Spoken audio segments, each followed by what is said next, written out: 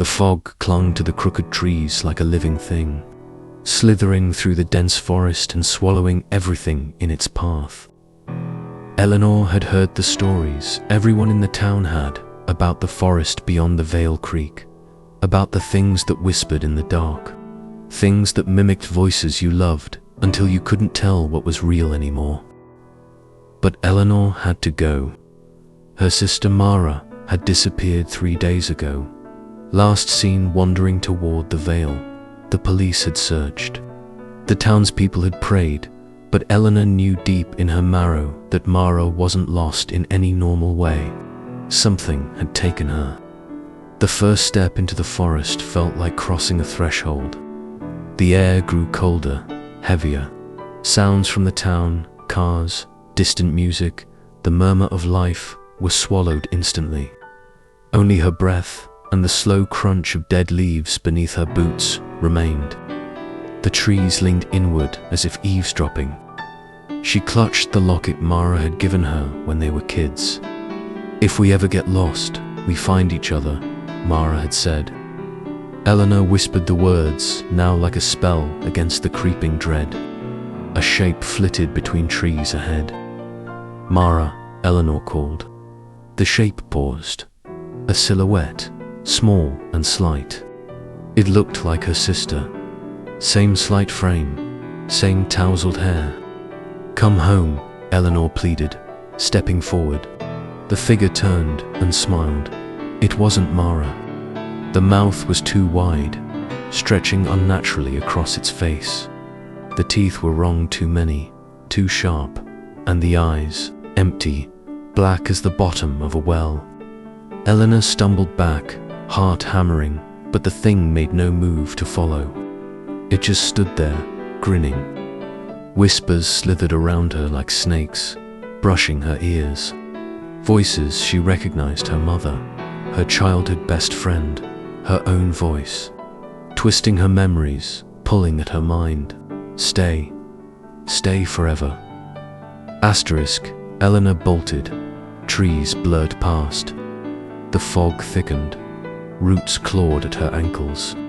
Every direction looked the same. She tripped and fell hard onto the forest floor, scraping her hands. Blood welled up, bright against the dead leaves. The forest grew quiet. From the mist, figures emerged. Mara was among them, or at least something that wore her face. "Come back with me," the Mara thing said. "It's safe here.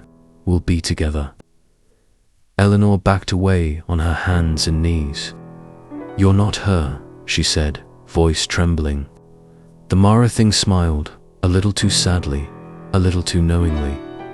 "Aren't I?" it whispered. More figures appeared. Some she recognized, some she didn't. A teacher from elementary school, her first crush, her grandfather, dead 10 years now. All smiling, all wrong. "Stay. Join us." Asterisk, a hand gripped her shoulder. Eleanor screamed and twisted away, lashing out with the locket in her hand. It struck something solid, and the figure recoiled with an inhuman screech. The forest shivered. The fog thinned for a heartbeat, and Eleanor saw a narrow path, almost invisible, winding away through the trees. She ran. The whispers chased her, growing louder, angrier. At last, she burst out of the tree line and collapsed onto the grass beyond Vale Creek. The sun was setting. The real world looked faded, distant. She turned back.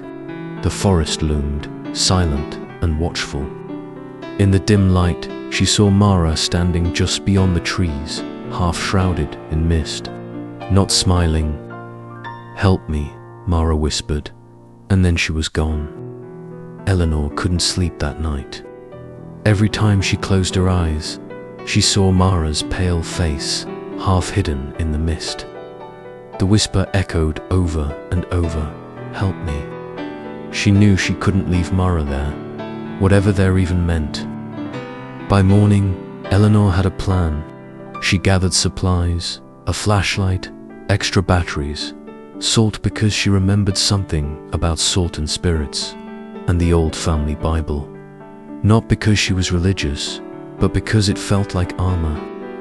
At the last second, she tucked the locket under her shirt and whispered, "Find each other." The veil waited for her, unchanged, uncaring. The second entry was worse than the first. The air was thicker, heavier, the trees closer. The forest seemed aware of her, as if it had been waiting. She followed the path she had glimpsed before. It twisted in impossible ways, sometimes looping back on itself. Once she found herself staring at her own footprints. The sun vanished. Or maybe the forest simply refused to let the light in. Eleanor reached a clearing where the fog was thinner. In the center stood a mirror, tall, ornate, its surface rippling like water.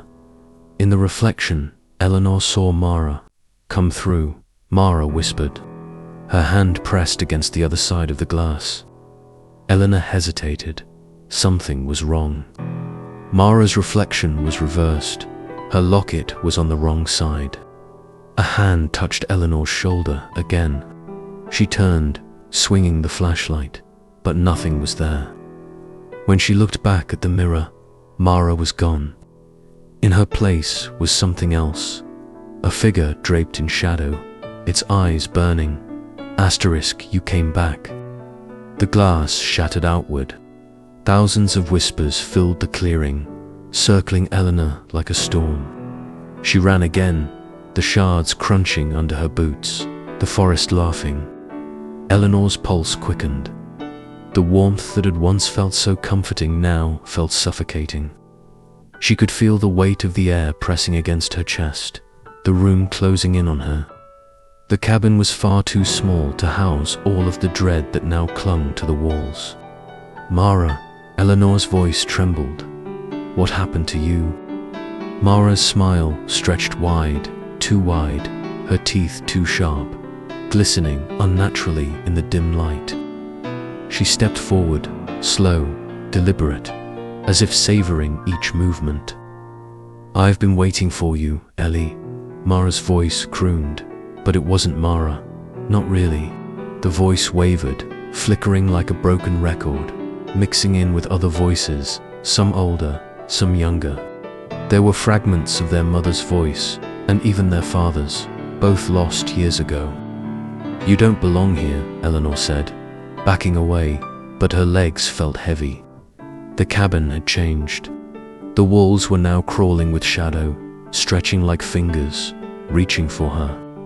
Mara, or the thing wearing her face, tilted her head, the smile never fading. "But I do belong here. You just don't see it yet. You will." Eleanor's breath hitched in her throat as her eyes flickered to the walls. The shadows weren't just moving. They were shaping themselves into faces.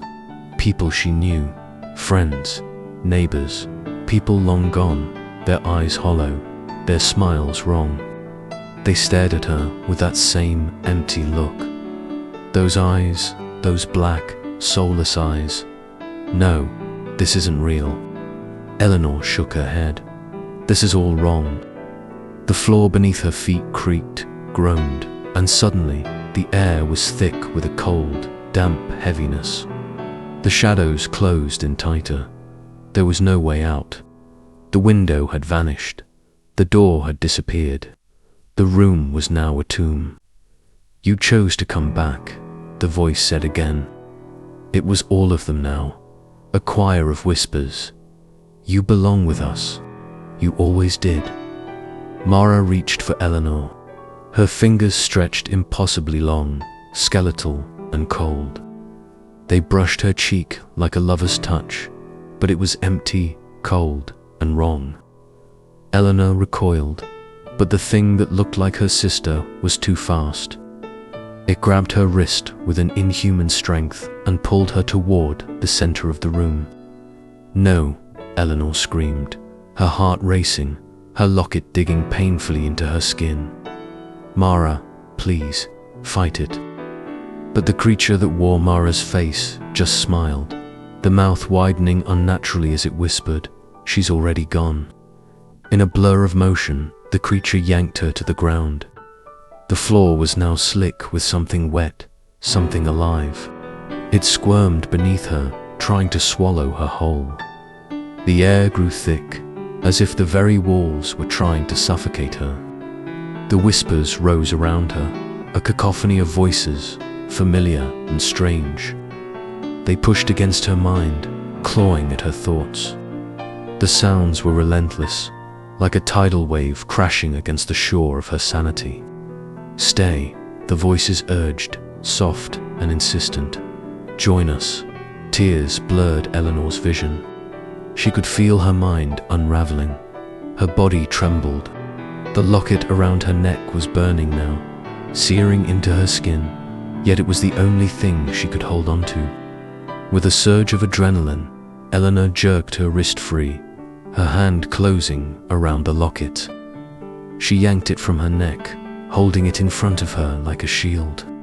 The creature recoiled, its face distorting in a grotesque mask of agony. "No," it shrieked, "you cannot leave."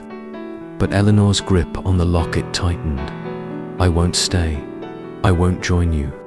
Her hand shook as she pushed the locket into the thing's face, her voice rising in defiance. "You're not her. You're not real."